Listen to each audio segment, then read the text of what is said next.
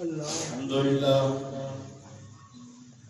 لله نحمده ونستعينه ونستغفره ونؤمن به ونتوكل عليه ونعوذ بالله من شرور أنفسنا ومن سيئات أعمالنا من يهده الله فلا مضل له ومن يضلل فلا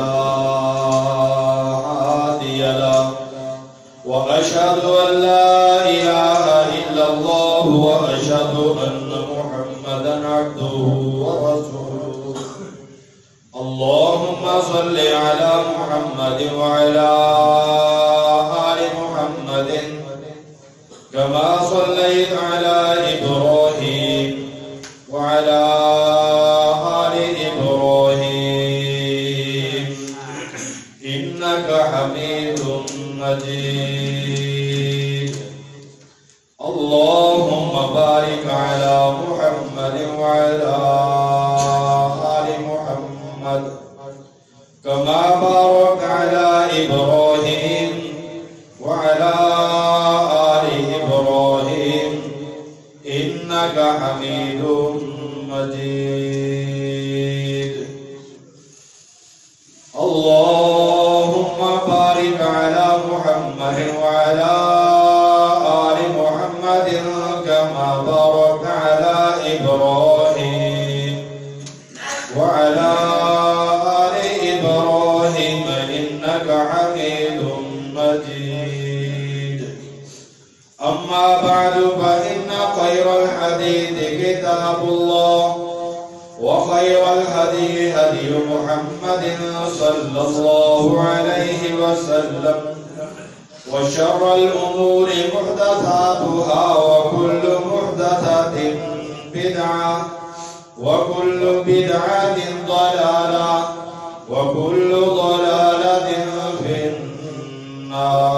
النار فأعوذ بالله من الشيطان الرجيم بسم الله الرحمن الرحيم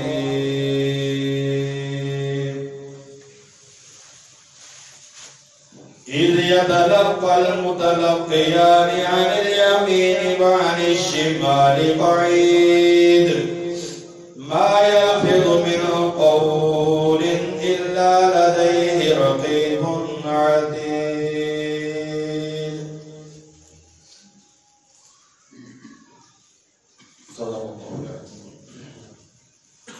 سورہ قاف آیت نمبر 17 اور 18 میں اللہ رب الجلال والاکرام متنبع فرماتے ہیں کہ انسان اپنی زندگی میں جو بھی بات کرتا ہے اس کی بات کرنے پر دو فرشتے حاضر موجود مقرر ہیں جو اس کی زبان سے نکلے ہوئے ہر لفظ ہر حرف کو وہ نوٹ بھی کرتے ہیں لکھتے بھی ہیں اور وہ لکھا جانا انسان کا حساب بھی ہوگا کل کو صرف یہی نہیں ہے کہ وہ اس کا بولا ہوا ریکارڈ کرتے ہیں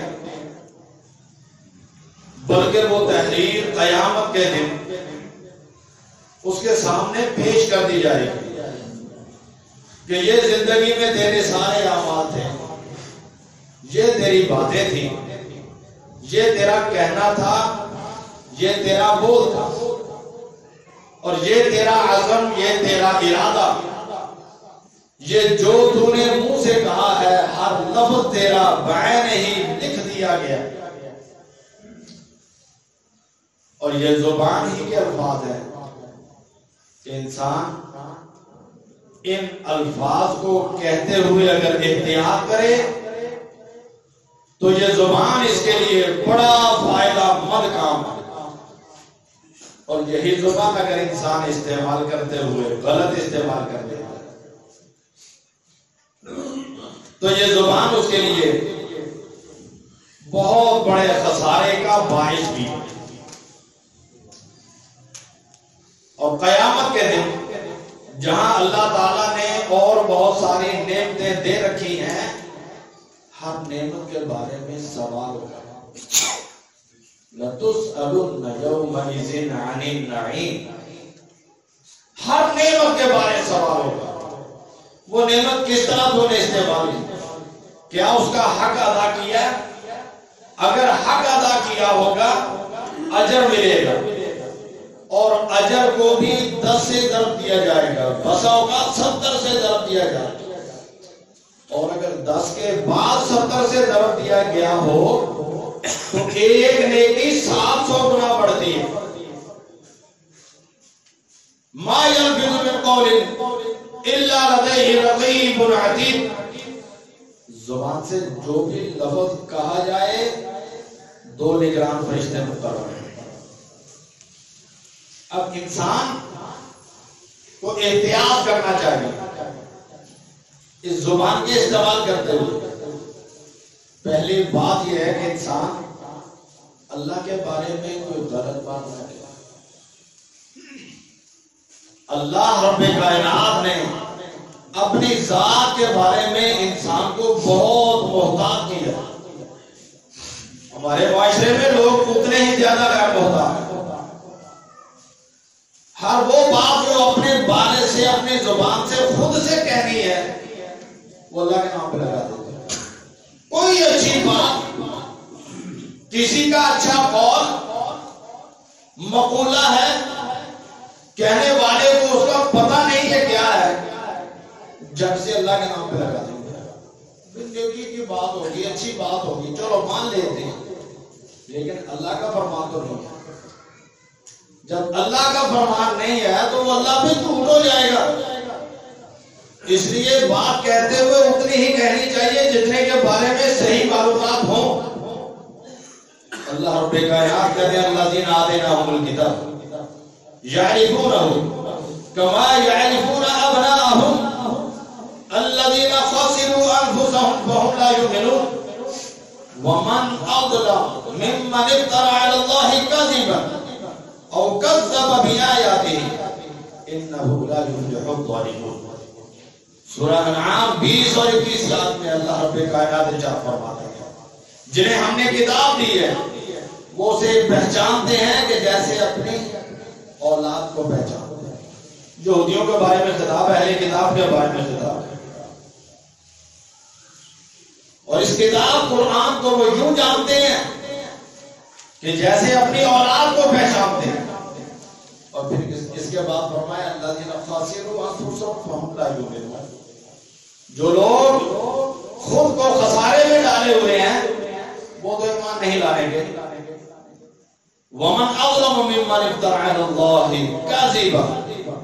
اس سے بڑا بھی کوئی ظالم ہو سکتا ہے جو اللہ پہ جھوٹ باندھے. اللہ پہ جھوٹ باندھنے کے کئی طریقے.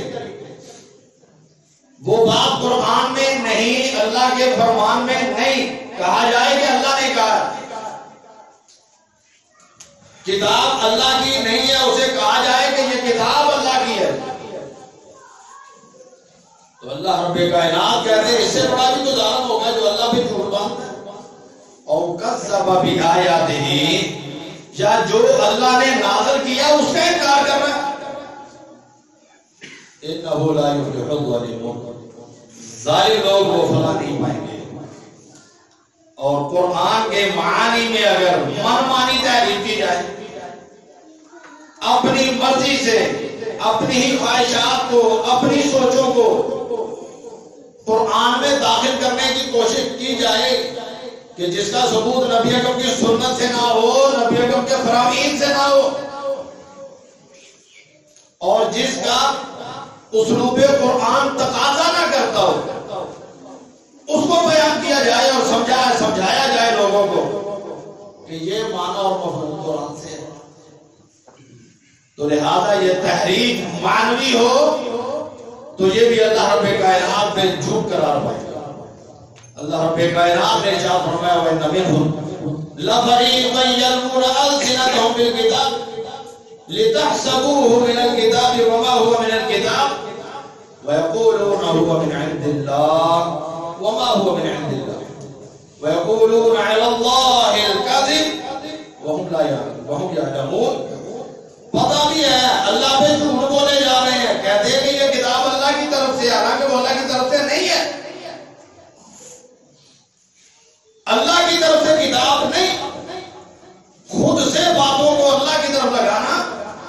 اللہ رب کائنات کہتے ہیں کہ جھوٹ ہے، جھوٹ. معاشرے میں یہ پھیلا ہوا جھوٹ ہے کہ جس کی اصلاح انتہائی ضروری ہے. نیک بات ہے، اچھی بات ہے، اصلاح کی بات ہے. معلومات ہیں تو کہو گے یہ قرآن ہے، کہو گے یہ اللہ کا فرمان ہے. اور اگر صحیح طور پہ معلوم نہیں ہے، آیت کا پتہ نہیں ہے، ترجمے کا صحیح علم نہیں، تو یہ کہہ دو یہ اچھی بات ہے. اچھی بات کہنے میں کیا حرج ہے؟ کم از کم اللہ پہ جھوٹ تو باندھو گے نہیں. اللہ پہ جھوٹ باندھنے والے ظالم قرار پاتے ہیں. تو لہذا نہ تو معانی میں تعریف کی جائے گی اور نہ ہی الفاظ وہ بیان کیے جائیں گے کہ جو اس کے معانی میں، مفہوم مطالب میں موجود نہ ہو. اور تیسرا، کسی حلال اور حرام کے بارے میں بھی خود سے بات نہیں کی جائے گی. یہ جی یہ حلال ہے. آج صبح میں سن رہا تھا اللہ رب کائنات نے، نبی اکرم صلی اللہ علیہ وسلم نے غنا کو، مزامیر کو، موسیقی کو حرام قرار دیا اور وہ زبان کے غنا کو موسیقی کے ساتھ ملا کے حلت کا بدلہ دے رہا ہے. جی یہ حلال ہے. مزامیر، وہ آلات موسیقی حرام. وہ ڈھولک جو بجایا جائے جس کے دونوں طرف بند ہوں، نبی اکرم نے منع فرمایا، حرام. بانسری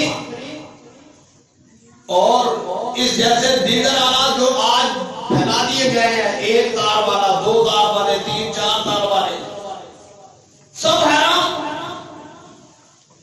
اور وہ جی اچھی آواز کو، لحن داودی کو کہتے ہیں یہ بھی تو موسیقی تھی. لا حول ولا قوت الا باللہ. پتوں کی جھنجھناہٹ اسے کہتے ہیں یہ بھی موسیقی ہے. آبشار کی آواز کہتے ہیں یہ بھی موسیقی ہے. ہوا کا چلنا اور تیز ہواؤں سے پیدا آواز کہتے ہیں یہ بھی موسیقی ہے. پرندوں کی آواز کہتے ہیں یہ بھی موسیقی. لا حول ولا قوت الا باللہ. کہاں قدرت کا دیا ہوا غنا. اچھی آواز سے قرآن پڑھنا منع نہیں، اچھی آواز سے نعت کا کہنا برا نہیں، اچھی آواز سے بیان کرنا کوئی گناہ نہیں. لیکن یہ کہنا کہ میں تجھے گالی دیتا ہوں لیکن میں گا کے گالی دوں گا، لا حول. غنا جس کو نبی اکرم نے منع کیا وہ بھی حرام ہے، اور اس کو قرآن سے مصابت کرنا چاہے یہ اس کا غلط فتویٰ ہوگا. ہمارے معاشرے میں اب کوشش ہو رہی ہے کہ جن جن چیزوں کو نبی اکرم نے منع کیا ہے، صحابہ کرام نے اسے مانا کہ یہ حرام ہے، اسے حلال کرنے کی کوشش کی جا رہی ہے اور اسے دین بنا کے پیش کیا جا رہا ہے اور نئے دین کی بنیادیں رکھی جا رہی ہیں کہ جس میں وہ چیزیں جو آج سے 1400 سال پہلے حرام تھی آج وہ حلال ہو جائے. اللہ رب کائنات نے ارشاد فرمایا ولا تقف ما ليس لك به. جس بات کا تجھے پتہ نہیں ہے اس بات کے پیچھے نہ پڑ. ان السمع والبصر والفؤاد كل اولئك كان عنه مسؤولا. بے شک یہ سماعت، کانوں کے بارے میں سوال ہوگا، آنکھوں کے بارے میں سوال ہوگا، دل کی سوچوں کے بارے میں بھی سوال ہوگا. یہ اللہ کی نعمتیں ہیں. آنکھ بھی نعمت ہے، کان بھی نعمت ہے، زبان بھی نعمت ہے، دل بھی نعمت ہے. اللہ کہتے ہیں ان کے بارے میں پوچھا جائے گا. اللہ اکبر. اللہ رب کائنات نے دوسرے جگہ پہ فرمایا قل انما حرم ربی الفواحش ما ظهر منها وما والاسم والبغي بغير الحق وان تشركوا بالله ما لم ينزل به سلطانا وان تقولوا على الله ما لا تعلمون. اے نبی سے کہہ دو کہ میرے رب نے بے حیائی کی باتوں کو حرام کرا. اچھی آواز سے کوئی شعر پڑھنا حرام نہیں، نعت پڑھنا حرام نہیں، توحید کا کلمہ کہنا حرام نہیں، لیکن فحاشی کے گانے گانا حرام ہے. آج سے 40-50 سال پہلے جن الفاظ کو برا سمجھا جاتا تھا آج وہ الفاظ زبان زدے عام ہو گئے، اور اب کے رنا کے ساتھ، اب کی مزامیر کے ساتھ جو گانے گائے جاتے ہیں لا حول ولا قوت الا باللہ، وہ زبان کی بے حیائی ہے. اللہ رب کائنات ارشاد فرماتے ہیں کہ یہ جو تمہیں آنکھیں دی گئی ہیں، جو کان دیے گئے ہیں، دل دیا گیا ہے، ان کے بارے میں سوال ہوگا. دوسرے کا اللہ رب کائنات کہتے ہیں قل انما حرم ربی الفواحش ما ظهر منها وما بطن. ظاہر طور پر، پوشیدہ طور پر جتنی بے حیائی فواحش ہے، والبغی اور بغاوت نافرمانی، ان سبھی کو اللہ رب کائنات نے حرام کر دیا. وَأَن تُشْرِكُوا بِاللَّهِ مَا لَمْ يُنَزِّلْ بِهِ سُلْطَانًا، اور شرک کو بھی اللہ رب کائنات نے حرام کر دیا ہے. وَأَن تَقُولُوا عَلَى اللَّهِ مَا لَا تَعْلَمُونَ، جو علم نہیں ہے اسے اللہ کے بارے میں کہنا اللہ نے اس کو بھی حرام کرا دیا. یہ وہ باتیں ہیں جو اللہ نے قرآن میں بیان کی اور حرام کی ہیں. اپنی زندگی سے ان حرام چیزوں کو نکالنا ضروری ہے. اگر نہیں نکالے جائیں گے کل کو پوچھا جائے گا، جواب نہیں ہوگا. پھر کیا فرق پڑے گا جب جواب نہیں ہوگا انسان سے. اللہ اکبر. نبی اکرم صلی اللہ علیہ وآلہ وسلم کی تربیت میں وہ چیزیں نہیں تھیں جو آج مروج ہو رہی ہیں. اللہ پہ جھوٹ باندھنا بڑا گناہ ہے. اللہ تعالیٰ قرآن میں کہتے ہیں وَمَنْ أَظْلَمُ مِمَّنِ افْتَرَىٰ عَلَى اللَّهِ كَذِبًا، اس سے بھی بڑا کوئی ظالم ہو سکتا ہے جو اللہ پہ جھوٹ باندھے. أُولَٰئِكَ يُعْرَضُونَ عَلَىٰ رَبِّهِمْ، ان لوگوں کو رب کے سامنے پیش کیا جائے گا.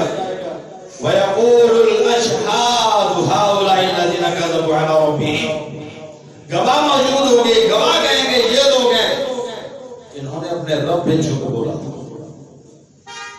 الا لعنت اللہ علی الظالمین، ان ظالموں پہ اللہ کی لعنت.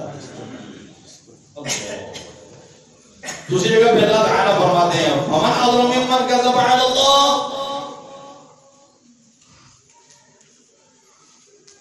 کون ہے اس سے بھی بڑا ظالم کہ جو اللہ پہ جھوٹ بولتا ہے. وکذب بالصدق، سچائی کا انکار کرتا ہے، سچائی کو جھٹلاتا ہے. اذ جاءہ، جب وہ نبی اس سچائی کو لے کے ان کے پاس آئے، سچے نبی کلام بھی سچا. الیس فی جہنم مثوی للکافرین، کیا ان کافروں کے لیے دوزخ کا ٹھکانہ نہیں ہے؟ ایسے انکار کرنے والوں کا ٹھکانہ جہنم، دوزخ، آگ. جہاں اللہ پہ جھوٹ باندھنا منع ہے، وہیں رسول اللہ صلی اللہ علیہ وسلم پہ جھوٹ باندھنا بھی منع ہے. رسول اللہ صلی اللہ علیہ وسلم کے بارے میں وہ بات کہنا جو نبی اکرم نے نہیں کہی. اچھی بات ضرور ہے، کسی صحابی کا قول ہو سکتا ہے، کسی امام کا قول ہو سکتا ہے، کسی اچھے عالم کی بات ہو سکتی ہے، کسی مصنف نے اپنی کتاب میں اچھی بات تحریر کی ہوگی. لیکن اگر سچ سے نہیں پتا، حقیقت میں معلوم نہیں کہ وہ حدیث رسول ہے، تو پھر یہ کہنا کہ نبی کا فرمان ہے بہت سخت ہوا ہے. اچھی بات کو اچھی بات کہہ کے تو بیان کیا جا سکتا ہے، لیکن حدیث کہہ کے بیان نہیں کیا جا سکتا، نبی اکرم کا فرمان کہہ کے بیان نہیں کیا جا سکتا. آج ایک نیا لفظ نکالا گیا ہے، ایک نیا لفظ ایجاد کیا گیا ہے کہ جی احادیث ہوتی ہیں جی روایات ہوتی ہیں لیکن کچھ روایات ہیں نا وہ احاد ہوتی ہیں. اور قوم کو کیا پتا احادیث احاد کیا ہوتی ہیں؟ جی کچھ احادیث احاد ہوتی ہیں تو بھی کسی عالم سے بیٹھ کے پوچھ لو احادیث احاد کسے کہتے ہیں. جس بات کا انکار کرنا ہو اس کے لیے روایات احادیث احاد کہہ دیا چاہے وہ صحیح ترین روایت کیوں نہ ہو. احاد کا مطلب کیا ہے کہ صرف کسی ایک بات آدمی کا قول ہے. اور اگر نبی اکرم کا فرمان سچا فرمان ایک صحابی بیان کرے تابعی بیان کرے تبع تابعی بیان کرے محدثوں سے اپنی کتاب میں لکھے سلسلہ سند پورا ہو بیان کرنے والوں کے نام موجود ہو اور ان کی تحقیق آج 1400 سال بعد بھی ہو سکتی ہو اس ایک روایت ایک حدیث کا انکار نبی اکرم کا انکار ہے.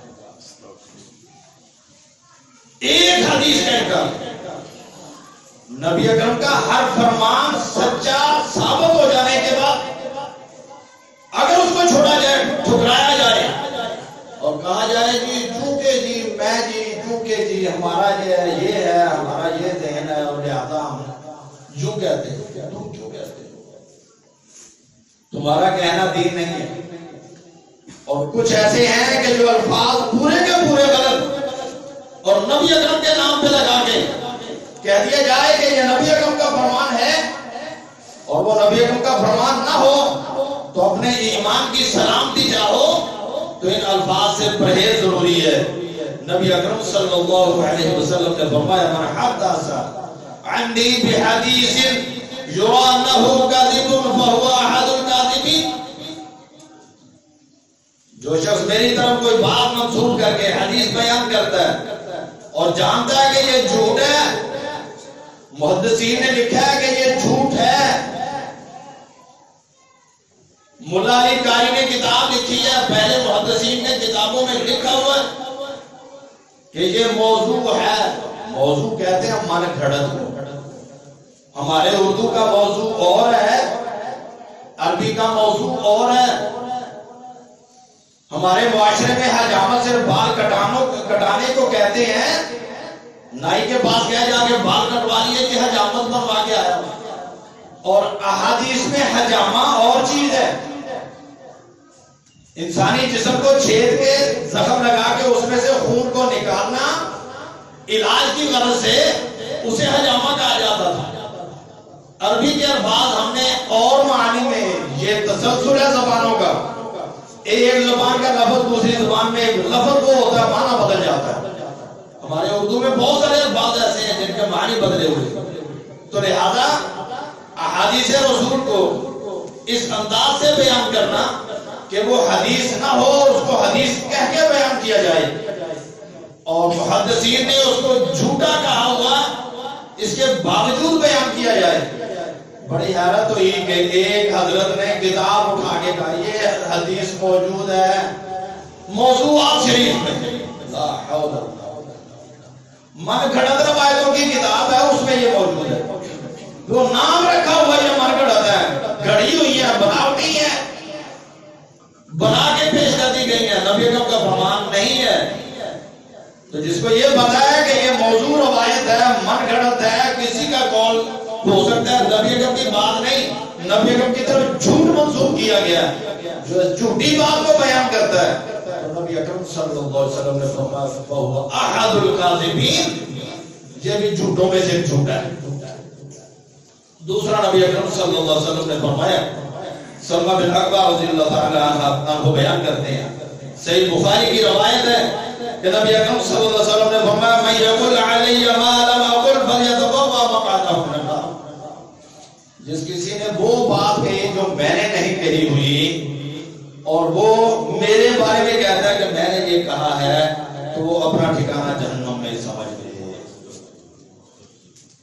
انتہائی احتیاط ضروری ہے دین کی باتوں میں.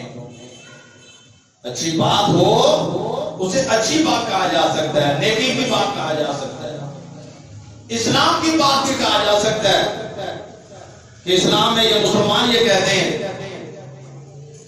لیکن اس کو سیدھا یہ کہہ دینا کہ یہ حدیث ہے، اس سے انتہائی احتیاط ضروری ہے۔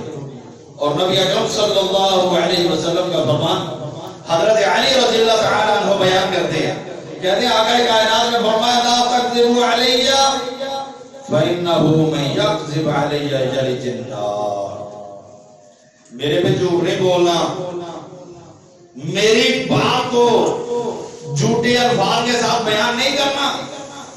جس نے ایسی بات کی جو میں نے نہیں کہی ہوئی، جھوٹی بات کہہ دی، یعنی جنار، وہ آگ میں ڈالا جائے گا، جہنم میں ڈالا جائے گا۔ بات بیان ہو رہی ہے کہ یہ زبان ہے، چھوٹی سی ہے، گوشت کا ٹکڑا ہے، لوتھڑا ہے، بڑا قیمتی، بڑا ہی قیمتی ہے۔